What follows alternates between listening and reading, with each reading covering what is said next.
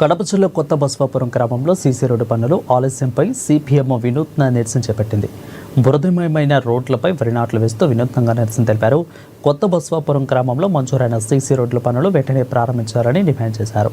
దాదాపు 35 సంవత్సరాల క్రితం బ్రహ్మసాగర్ మునక కారణంగా బసవాపురం గ్రామ ప్రజలు ఇక్కడికి తరలివచ్చి కొత్త బసవాపురం నివాసం ఏర్పరచుకున్నారని తెలిపారు. వర్షం వస్తే రోడ్లపై నీరు నిలిచి బురద గుంటలు ఏర్పడుతున్నాయని, దీనివల్ల ప్రమాదాలు జరుగుతున్నాయని ఆవేదన వ్యక్తం చేశారు. ఇక సమస్యలు పరిష్కరించిన పక్షంలో గ్రామస్తులతో కలిసి ఆందోళన తీవ్రతరం చేస్తామని సిపిఎం నాయకులు హెచ్చరించారు.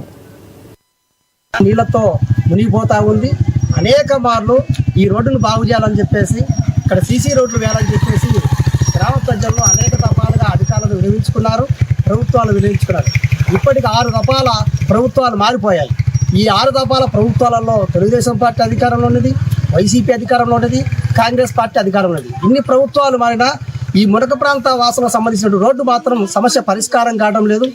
గత 3 సంవత్సరాల క్రితం ఈ గ్రామంలో ఉన్నటువంటి వార్డు నెంబర్ కూడా గ్రామస్తులతో కలిసి ఆందోళన కార్యక్రమం చేసిన సందర్భంలో అప్పుడు ప్రతిపక్ష నేత, ఇప్పుడు ఎమ్మెల్యేగా ఉన్నటువంటి పుట్టా సుధాకర్ యాదవ్ గారు నేను అధికారంలో రాగానే రోడ్డును ఏర్పాటు చేస్తా అని చెప్పి ఆయన హామీ ఇవ్వడం జరిగింది. తర్వాత కాలంలో అధికారులు కానీ పత్రికల్లో కానీ వచ్చిన సమాచారం మేరకు ఈ గ్రామానికి సీసీ రోడ్డు శాంక్షన్ అయిందని చెప్పేసి తెలుస్తూ ఉంది.